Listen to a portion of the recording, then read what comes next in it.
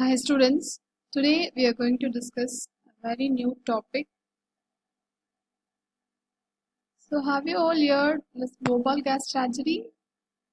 This happened at Bhopal in the year 1984. And this is because of the leakage of methyl isocyanate that was stored in the storage tank, and because of this 4,000 people died and 5 lakhs people affected. This is the accident description. As a part of a routine procedures, the pipes leading from the MIC distillation column to the storage tanks were regularly flushed with pressurized water. Methyl isocyanate and any associated products can be quite corrosive and could form corrosion deposits in the pipe. These deposits would contaminate in the MIC in the tanks and could initiate unwanted reactions. During cleaning, valves in the product lines were to be closed and a blank or slip line placed in the product line leading to the storage tank to prevent contamination. However, these valves, although closed, were not sealing properly because of corrosion, and the maintenance crew forget about the blank. It appears that about 1000 kg of water plus metal debris entered into the tank and initiated an exothermic reaction. So what are the safety measures of methyl isocyanate tank? Usual practice, tank should be filled up to 50%. Prime protection, external jacketed closed system that is maintained at 0 degrees Celsius. Safety valve, and it is located underground. The refrigerator system was turned off 6 months ago due to economic crisis of the company.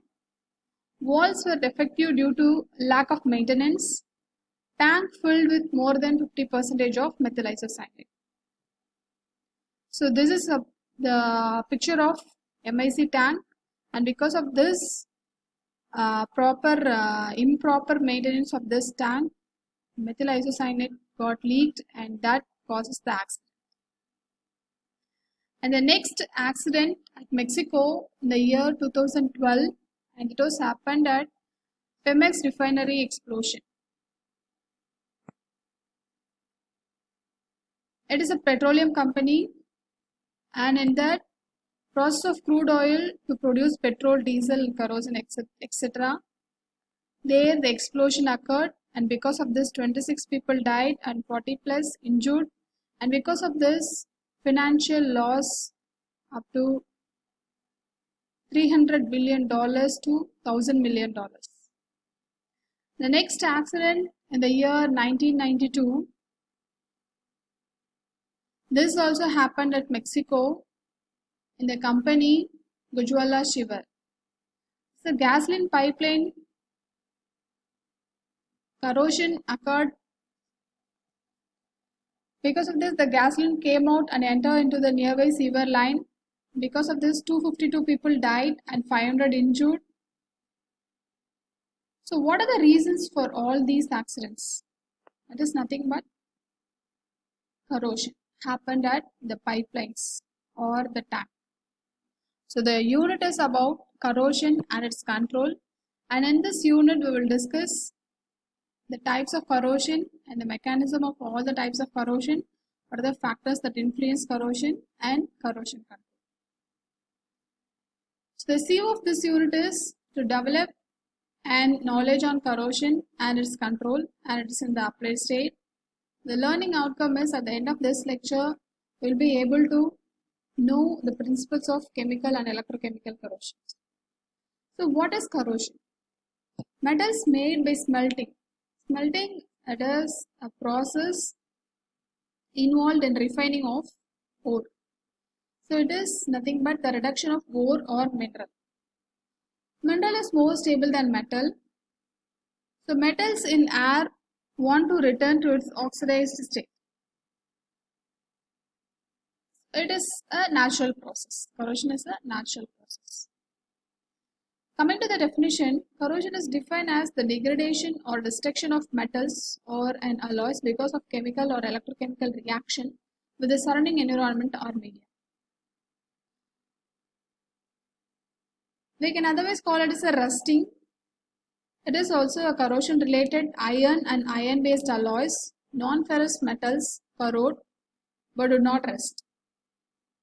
What are the reasons for corrosion studies? It is very economic, safety and conservation. So these are the responsibility of corrosion failures. A strong specification of the material what we have chosen for our company, and bad inspection, human errors, lack of proving, poor planning.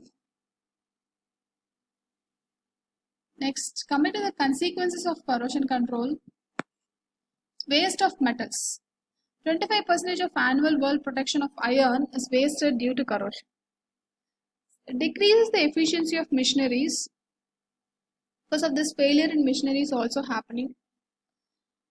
Leakage is in the process. Next is cause contamination. There are two theories behind corrosion, or otherwise we can call it as types of corrosion also. One is chemical corrosion or dry corrosion, and the next one is electrochemical corrosion or wet corrosion. So these are the main two topics we will discuss in the upcoming classes.